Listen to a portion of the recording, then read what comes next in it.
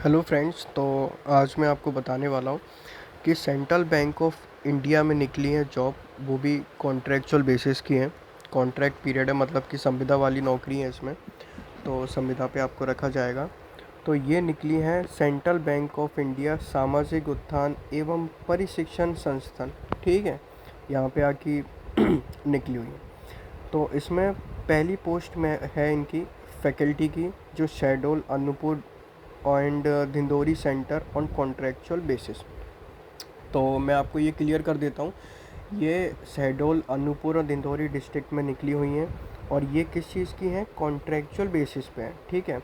Faculty की post है। दूसरी पोस्ट किसकी, ऑफिस असिस्टेंट की पोस्ट है, सिमिलर जगह Shahdol Anuppur Dindori centre on contractual basis. तो मैं आपको पहले बता देता हूँ, क्लियर कर देता हूँ, ये कॉन्ट्रैक्चुअल बेसिस पे है, ये परमानेंट वाली नहीं है। परमानेंट वाली अलग होती हैं और ये कॉन्ट्रैक्चुअल वाली अलग होती है, संविदा वाली है।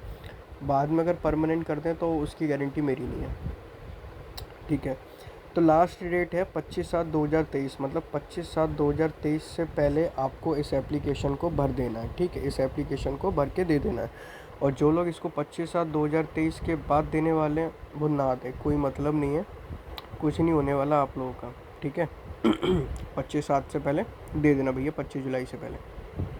अब जो लोग इस चैनल पे नए हैं तो लाइक और सब्सक्राइब तो कर ही दें यार, मतलब इतनी अच्छी इन्फॉर्मेशन दे रहा हूँ मैं आपको, तो थोड़ा तो लाइक तो बनता है, मतलब सब्सक्राइब और लाइक दोनों ही करते हैं एक तरीके से, ठीक है। और मैं आगे भी आपके लिए इसी से रिलेटेड वीडियो लाता रहूँगा, ठीक है। और बात करते हैं। तो यहाँ पे name of the post, post का नाम क्या लिखा हुआ है, RSETI फैकल्टी, फैकल्टी की पोस्ट है। नंबर ऑफ पोस्ट कितनी है, 3 जगह पे, शहडोल में 2, अनूपपुर में 1, धिंदोरी में 1। एज क्या पूछी, 22 से 40 साल की आपकी एज होनी चाहिए।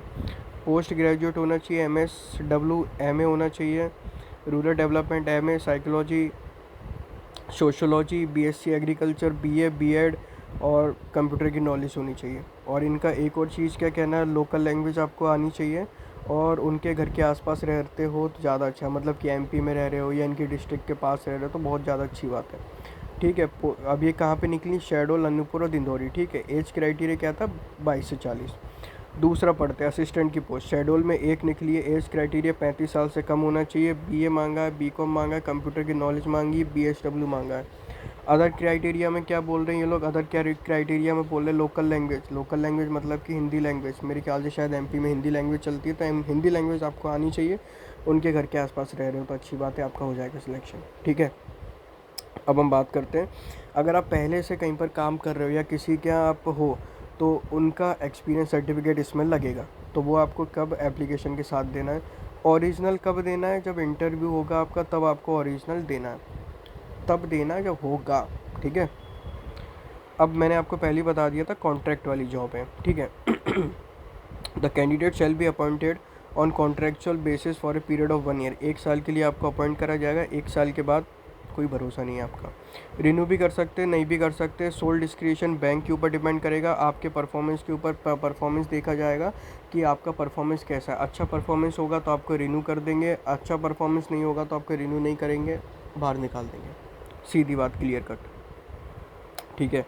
कंडीशन देख लेते हैं कौन कौन सी कंडीशन में आपको आगे प्रमोट किया जाएगा। पहली कंडीशन देख लेते हैं, आपकी परफॉर्मेंस, मैंने बोला था आपको परफॉर्मेंस के ऊपर परफॉर्मेंस सबमिट करना पड़ेगा। To submit performance appraisal to regional manager concern 1 month in advance of expiry of contract, मतलब जब कॉन्ट्रैक्ट ख़त्म होगा उससे 1 महीने पहले आपके रीजनल मैनेजर को एक सबमिट दिया जाएगा परफॉर्मेंस के बेसिस पे, अच्छा है बेकार है, अच्छा होगा आगे रिन्यू कर लेंगे, बेकार होगा निकाल देंगे नौकरी से, सीधी बात है। सारी चीज़ें आपकी परफॉर्मेंस के बेसिस पे, ठीक है। दूसरा दूसरा इन्होंने क्या बोला है, दूसरा ये बोला उन्होंने, bank performance appraisal the renewal of contract which will be sole prerogative bank, मतलब परफॉर्मेंस के ऊपर ही डिपेंड करेगा, बैंक के क्या क्या पैरामीटर है उसके अकॉर्डिंग ये आपको लिया जाएगा। दूसरा भी परफॉर्मेंस, मतलब आपको परफॉर्मेंस अच्छी करनी है अगर आगे तक टिकना है तो। अगर आपको 1 साल तक ही रहना है, आपकी मर्ज़ी जो करना है करो, अगर आगे तक रहना है परफॉर्मेंस आपका अच्छा होना चाहिए। ये मतलब हर सारी फील्ड का है, हर फील्ड में आपका परफॉर्मेंस होना चाहिए, पैसे भी तो मिलेंगे। अब पैसे की बात कर लेते, पैसे कितना मिल रहे हैं अपने को। तो कॉन्ट्रैक्ट वाली है, पहले ही बता दिया था, 20,000 रुपये 1 महीने का मिलेगा। मतलब ये मान लो महीने का 20,000 रुपये बहुत होता है, 20,000 रुपये आपको मिल जाएगा, ठीक है। अदर अलाउंसेस कुछ भी नहीं मिलने वाला आपको, ठीक है। तो ये चीज़ आपकी क्लियर हो गई है। 20,000 रुपये कमाओ, मौज काटो। अब छुट्टी की बात कर ले तो छुट्टी किसको कितनी चाहिए, मतलब इनके क्राइटेरिया के हिसाब से बता रहा हूँ मैं आपको। साल भर में 15 छुट्टी, महीने में 2 छुट्टी, ठीक है। साल भर में 15 छुट्टी ले सकते हो, महीने में 2 छुट्टी ले सकते हो। ऐसा नहीं कि महीने में 15 छुट्टी ले ली और साल भर की छुट्टी खत्म, कर ही नहीं सकते। क्राइटेरिया इनका ये बोल रहा है 2 छुट्टी ले सकते हैं एक महीने में, समझ गए, ज़्यादा छुट्टी मत लेना। अब बात कर लेते हैं आपकी जॉब प्रोफाइल, काम क्या करना होगा आपको, ये तो सबसे इम्पोर्टेंट चीज़ है। अब यही नहीं पता होगा काम क्या करना है तो कैसे करोगे। कुछ नहीं करना, सीधा असिस्ट करना है डायरेक्टर को in conducting training and awareness programme, generating of application, selection of candidate, preparation of annual action plan, logistics of training programme, handling session, preparation of notes, similar other activities of the centre. और कुछ नहीं करना, director को assist करते चलो, उसके पीछे पीछे घूमते चलो, वो जो बोले वो करो, वो मत करना। बस जो अच्छी चीज़ें हो वो करना, मतलब जो काम से संबंधित हो, ठीक है।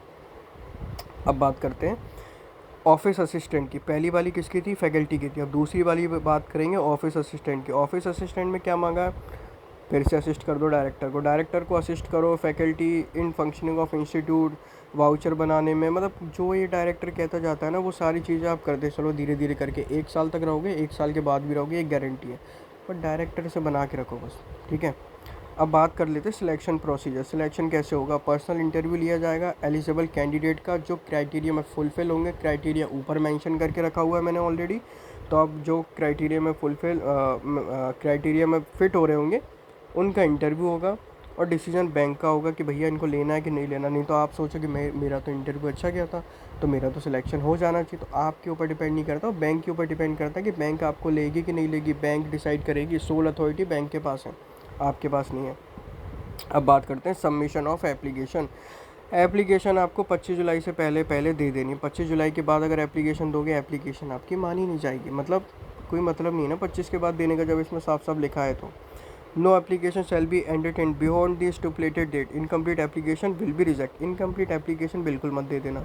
अगर आप अपना दिमाग लगा रहे हो कि मैं इनकम्प्लीट एप्लीकेशन दे दूंगा या कुछ भी कर दूंगा, फालतू की चीज़ें कर दो, मत देना, कोई मतलब नहीं है।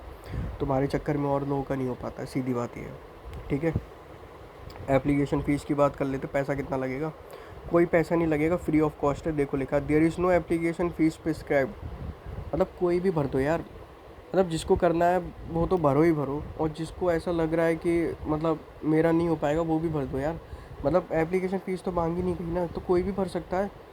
मतलब होना ना होना वो तो बात की बात है, पहले फॉर्म तो भर लो कम से कम, ठीक है। ये आपका क्लियर हो गया, क्या क्लियर हो गया, 3 जगह निकली, अनूपपुर, दिंदौरी और शहडोल, ठीक है। पोस्ट क्या है, फैकल्टी एक ऑफिस असिस्टेंट, ठीक है। क्वालिफ़िकेशन ऊपर मेंशन करी गई है, वो आप देख लेना, बार बार रिपीट नहीं करूँगा। अब इसमें लास्ट डेट क्या, 25 जुलाई, 25 जुलाई से पहले भर लेना है। सैलरी कितनी है, 20,000, 20,000 रुपये बहुत होते हैं, ठीक है। अब आते हैं नीचे।